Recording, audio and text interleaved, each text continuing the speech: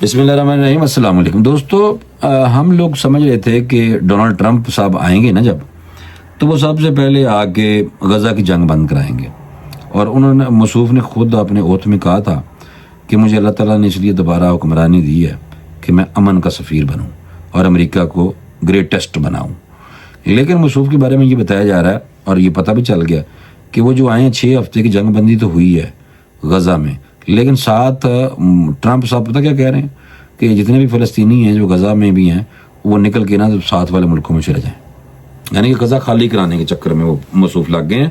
تو جو لوگ یہ سمجھتے تھے نا کہ ٹرمپ صاحب آئیں گے تو مسلمانوں کے لیے اور بڑا کچھ فائدہ ہو جائے گا، تو کخ بھی کوئی نہیں فائدہ ہو رہا، اور وہ وہی بات ہو رہی ہے، اسلام دشمنی ہو رہی ہے، اور غزہ کے مسلمان جو شہید ہوئے ہیں ان کی لاشوں کا مذاق سمجھ لیں یہ اڑانے کے لیے فی الحال ابھی تک کی جو صورتحال ہے۔ اور پھر ٹرمپ صاحب نے جناب مزید کہہ دیا، سختی چیک کرو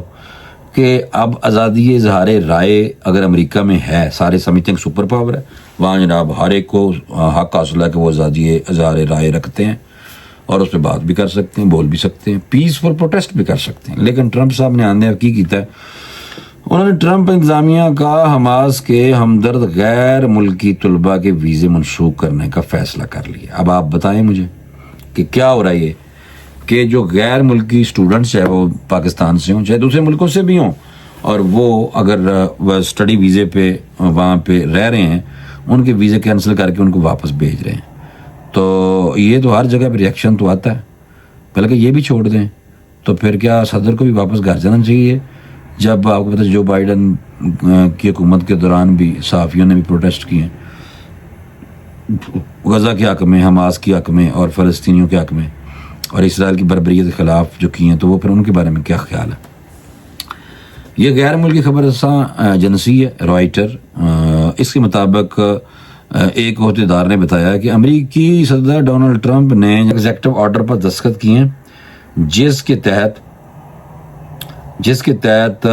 فلسطینیوں کی حامی مظاہروں میں حصہ لینے والے غیر ملکی کالج کے طلباء اور دیگر غیر ملکیوں کو ملک بدر کیا جائے گا، انہوں نے باہر کاٹ دیتا جائے گا۔ اس آرڈر میں مزید کہا گیا کہ ڈونلڈ ٹرمپ محکمہ انصاف کو حکم دیا ہے کہ امریکی یہودیوں کے خلاف دہشت گردانہ دھمکی، توڑ پھوڑ، تشدد پر جارحانہ بنیادوں پر کارروائی کریں۔ امریکہ اور اسرائیل دونوں ایک نے پائی،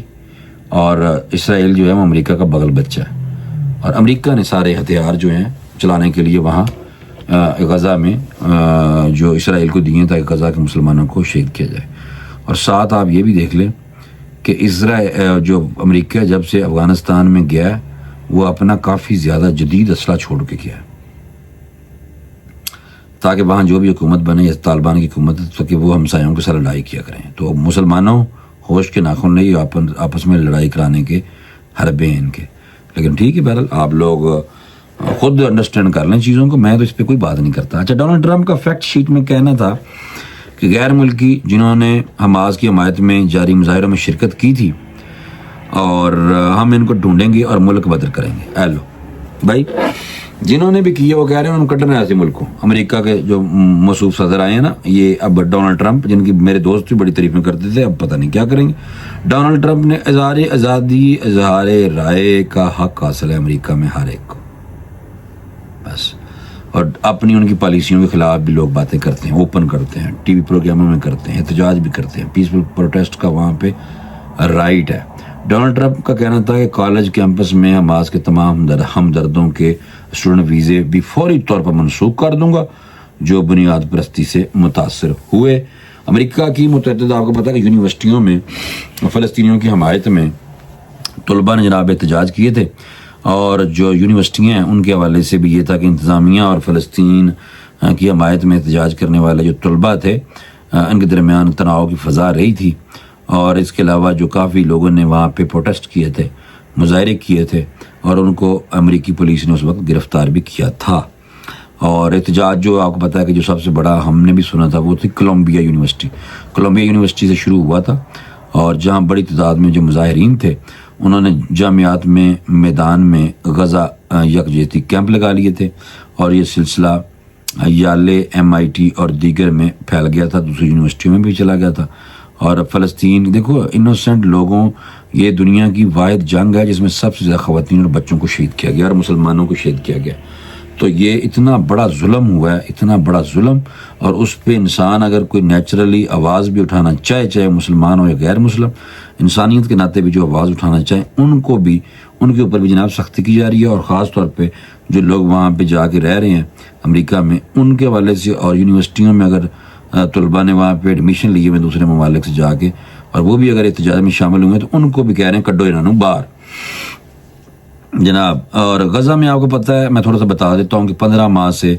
جناب جو جاری جنگ تھی،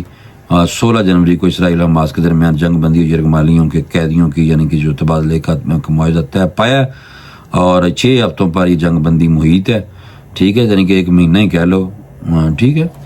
تو 42 دن. تو اس پہ جناب وسطی غزہ سے اسرائیلی فوج کا بتدریج انخلا اور بے گھر فلسطینیوں کی شمالی غزہ میں واپسی شامل ہے. اور اس معاہدے کے تحت غزہ میں جنگ بندی کے بعد روزانہ 600 جو ٹرک ہیں انسانی امداد کی اجازت جو ہے وہ لے کے انسانی امداد لے کے جائیں گے،